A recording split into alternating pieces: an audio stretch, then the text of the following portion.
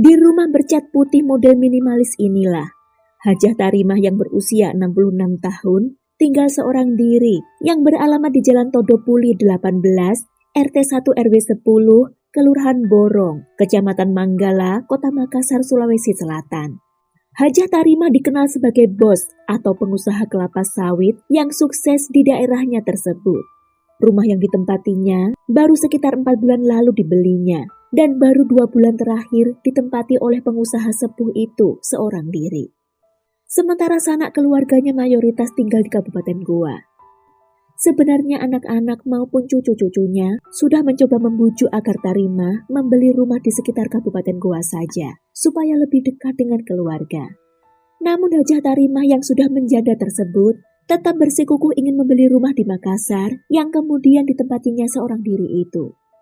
Tarimah seringkali mengajak cucu-cucunya agar menginap di rumahnya tersebut. Namun, lantaran kesibukan para cucu yang masih berkuliah dan bekerja, sehingga hanya sesekali saja mereka datang mengunjungi sang nenek untuk menginap. Meskipun begitu, Hajah Tarimah yang dikenal kaya raya dan sangat baik ini tak pernah merasa kesepian. Ia begitu akrab dengan tetangga sekitar rumah barunya itu dan tak segan menolong siapapun yang membutuhkan pinjaman uang darinya. Selain akrab dan baik pada tetangga, Hajah Tarimah juga sangat dekat dengan seorang gadis bernama Vivi, berusia 19 tahun, yang tinggal di daerah yang sama dengan mantan suami Tarimah di Kota Makassar. Vivi adalah seorang mahasiswi hukum di Universitas Muslim Indonesia Makassar yang masih duduk di semester 4. Sosoknya dikenal baik dan ramah, terutama pada Hajah Tarimah. Vivi kerap datang berkunjung ke rumah wanita pengusaha sawit sukses itu, meskipun hanya untuk sekedar ngobrol dan menemani si nenek saja. Sebenarnya keluarga Vivi dengan nenek Tarimah hanya merupakan kerabat jauh saja. Namun Tarimah sudah menyayangi dan menganggap Vivi seperti cucunya sendiri. Hingga suatu hari sekitar akhir tahun 2023, Vivi meminjam uang sebesar 7 juta rupiah kepada nenek Tarimah dengan alasan untuk membayar biaya kuliahnya. Dengan janji, sebulan kemudian akan segera dikembalikan. Tarimah tentu saja tak segan memberikan pinjaman uang itu kepada Vivi tanpa rasa keberatan. Beberapa bulan berlalu, namun rupanya Vivi tak kunjung mengembalikan uang yang dipinjamnya dari Hajah Tarimah yang sudah seperti neneknya sendiri itu. Tarimah mulai menagih uang tersebut kepada Vivi. Lantaran tak kunjung dikembalikan juga, maka Tarimah menagih beberapa kali pada mahasiswi hukum semester 4 itu. Nah, lantaran kesal karena kerap ditagih, kemudian mulailah timbul niat jahat dalam hati Vivi pada Hajah Tarimah yang selama ini sangat baik padanya itu. Vivi berniat ingin menghabisi wanita pengusaha sukses yang sehari-hari tinggal sendirian itu, sekalian ingin menguasai harta Tarimah yang tersimpan di rumahnya tersebut. Karena Vivi tahu, neneknya itu menyimpan banyak perhiasan emas dan juga uang tunai di rumahnya. Sebab Vivi kerap melihat si nenek memberikan pinjaman uang pada teman-teman dan tetangganya saat Vivi sedang berkunjung ke rumah nenek Tarimah. Untuk memuluskan niatnya, Vivi mengajak MAS alias Asrul yang berusia 19 tahun, pacarnya sendiri yang juga berstatus mahasiswa hukum semester 4 di universitas yang sama dengan Vivi. Awalnya Asrul menolak ajakan itu karena merasa takut. Tapi Vivi lalu mengarang cerita pada pacarnya itu dengan mengatakan jika sebenarnya Hajah Tarimah memiliki hutang pada orang tua Vivi sebesar 80 juta rupiah. Kepada Asrul, Vivi mengatakan hanya ingin ditemani datang ke rumah wanita itu untuk keperluan menagih hutang saja. Hingga pada Senin 3 Juni 2024 sekitar pukul 11 malam, ketika sejoli itu sedang nongkrong di sebuah warung kopi yang berada di Jalan Boulevard Kota Makassar, Vivi kembali mengajak Asrul untuk melakukan pembunuhan. Entah kenapa ketika itu akhirnya Asrul mau, lalu memboncengkan Vivi menuju rumah Hajah Tarimah. Sekitar pukul 1 dini hari Selasa 4 Juni 2024, keduanya tiba di rumah yang dituju. Vivi langsung mengetuk pintu yang tak lama kemudian langsung dibukakan oleh Tarimah karena memang sudah mengenal dekat dengan Vivi, di mana Vivi terkadang memang datang menginap di rumah itu. Saat itu Vivi memberi arahan pada Asrul agar pergi dulu dari rumah tersebut, nanti akan dihubungi untuk kembali datang setelah Tarimah dipastikan tidur. Sekitar pukul 2 dini hari, Vivi menelepon Asrul, memintanya kembali datang ke rumah nenek Tarimah tersebut. Awalnya Asrul hanya duduk di ruang tamu. Sementara Vivi diam-diam masuk ke kamar Tarimah untuk memastikan si nenek sudah benar-benar pulas. Setelah yakin nenek Tarimah sudah pulas, Vivi WA pacarnya menyuruhnya masuk ke kamar tidur Tarimah. Kemudian Vivi lah yang membekap wajah si nenek dengan menggunakan bantal, sementara Asrul memegangi tangannya.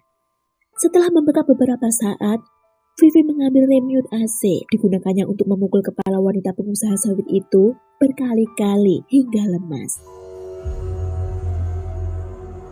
Kemudian Asrul si pacar mengecek nadi Hajah Tarimah. Begitu dipastikan wanita itu sudah tak lagi bernyawa, Vivi lalu memeriksa lemari di kamar itu. Ia lalu mengambil perhiasan emas milik Hajah Tarimah yang disimpan di lemari seberat hampir setengah kilogram dan juga uang tunai senilai 20 juta rupiah. Sementara perhiasan emas yang melekat di tubuh korban sengaja tidak diambilnya dengan tujuan untuk membangun alibi atau mengecoh polisi bahwa Tarimah meninggal bukan karena dirampok. Tidak hanya itu, Vivi juga mengganti gembok rumah korban lalu mengunci dari luar dan menyimpan 2 kunci baru di dalam rumah itu, seolah terkunci dari dalam dan tak pernah terjadi pembunuhan. Hari itu, Selasa 4 Juni 2024 siang, para tetangga Hajah Tarimah merasa heran karena hingga siang hari bolong, tak juga nampak wanita itu keluar rumah, sedangkan lampu rumahnya masih tampak menyala. Padahal biasanya Tarimah duluanlah yang keluar rumah menyapa para tetangga terdekatnya. Si tetangga mengaku terakhir kali melihat Tarimah pada hari Senin malam sekitar pukul 21.00 atau 9 malam. Masih tampak wanita itu beraktivitas di rumahnya tersebut. Para tetangga pun mencoba berteriak dari arah depan rumahnya, namun tak direspon oleh wanita yang tinggal seorang diri itu. Merasa ada yang janggal, warga kemudian sepakat untuk mencungkil jendela kamar di rumah tersebut. Setelah pintu rumah terbuka, Hajah Tarimah sudah didapati dalam keadaan terkapar tidak bernyawa di atas tempat tidurnya. Penemuan tersebut lalu disampaikan ke Babin Kamtibmas setempat sekitar pukul 1 siang waktu setempat. Tak hanya itu, saat ditemukan terdapat luka lebam pada leher dan wajahnya. Untuk mempermudah proses penyelidikan, korban dibawa ke Rumah Sakit Bayangkara guna dilakukan visum. Barang bukti berupa pakaian dan selimut diamankan, sedangkan sajam tidak ditemukan di sekitar lokasi.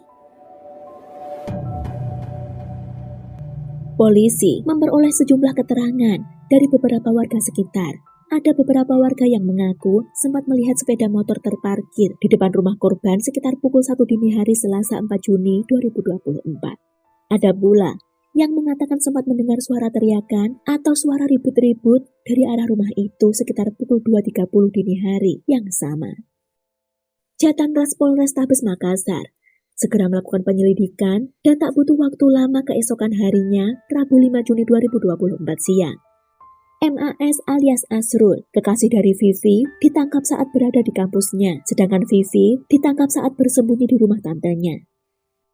Dari tangan kedua pelaku, polisi berhasil menyita uang tunai sebesar 16 juta rupiah lebih, yang merupakan sisa dari uang yang mereka gondol dari rumah korban. Sebagian uang itu sudah digunakan untuk foya-foya, termasuk digunakan oleh Vivi untuk membeli sepatu merek Adidas seharga Rp800.000 yang diberikan pada Asrul sebagai hadiah.